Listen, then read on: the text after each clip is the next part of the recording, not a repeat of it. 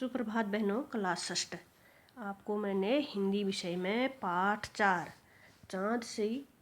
चाँद से थोड़ी सी गप्पें इस पाठ का सारांश बताया था और इसके कठिन शब्द बताए थे। आज आपको इस पाठ का मैं संदर्भ सहित अर्थ बता रही हूँ, जिसको आप ध्यान से सुनेंगी और अपनी उत्तर पुस्तिका में लिखेंगी। सबसे पहले आप जहाँ पर आपके शब्द अर्थ पूरे हो गए हैं उसके नीचे एक लाइन छोड़ के लिखेंगी, गोल है खूब मगर। गोल है खूब मगर। गोल है खूब मगर। इसको लिख के फिर डैश डैश करेंगी। गोल है खूब मगर करके लिख के डैश डैश करके आगे लिखेंगी चारों सिमत।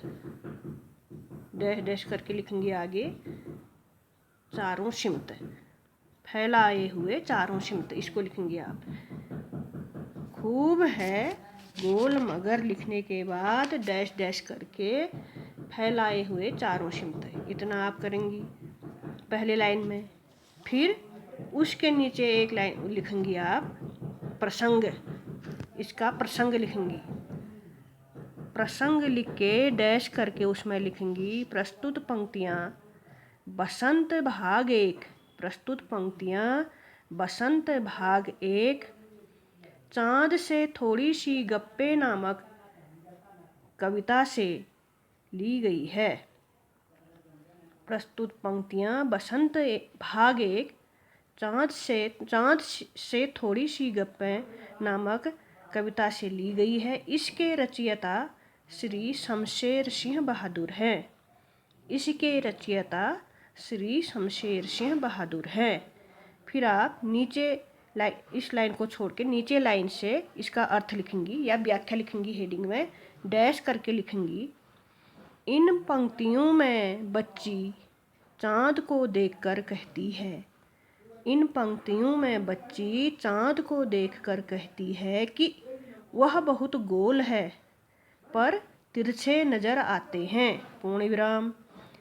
वह आकाश को उनके वस्त्र बताती है, साथ ही आकाश में छाए तारों को उनके वस्त्र के चमकते सितारे समझ रही है। पूर्ण विराम। चाँद का सारा शरीर वस्त्र से ढका है, केवल चाँद का गोरा चिट्टा गोल मुंह ही दिखाई देता है। पूर्ण विराम। लड़की चाँद से कहती है कि उसकी पोशाक चारों दिशाओं में फैली हुई है। लड़की आगे कहती है कि वे उसे कम अक्ल वाली नहीं समझें।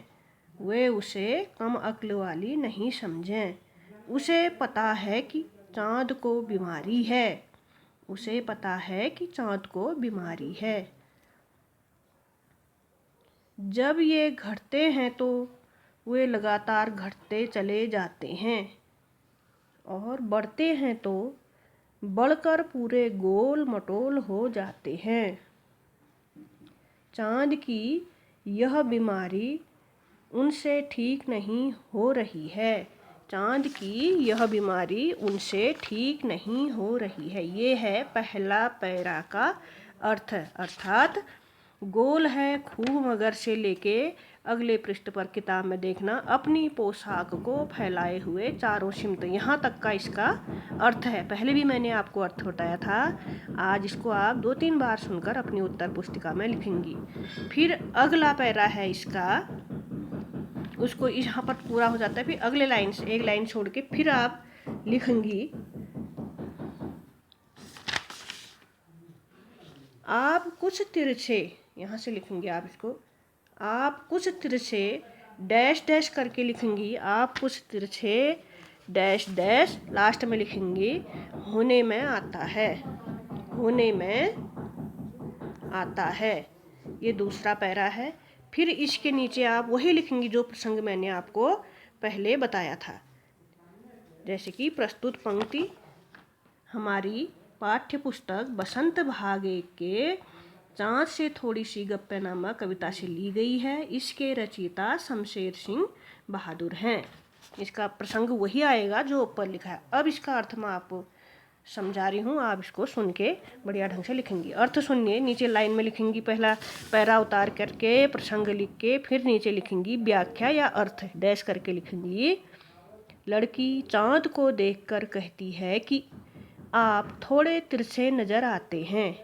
आप थोड़े तिरछे नज़र आते हैं, पूर्ण विराम। आप हमें बेवकूफ़ समझते हैं, अर्थात आप हमें मूर्ख समझते हैं, जैसे कि हमको पता ही नहीं है कि आपको बीमारी है, पूर्ण विराम। आप घटते हैं तो घटते ही चले जाते हैं और बढ़ते हैं तो बस बढ़ते ही चले जाते हैं। जब तक गोल नहीं हो जाते तब तक रुकते ही नहीं हैं, पूर्ण विराम। आपको यह बीमारी ठीक भी तो नहीं हो पा रही है। आपको यह बीमारी ठीक भी तो नहीं हो पा रही है। इसको आप 3-4 बार सुन के सुंदर लेख में अपनी उत्तर पुस्तिका में लिखेंगी। आज इतना ही है।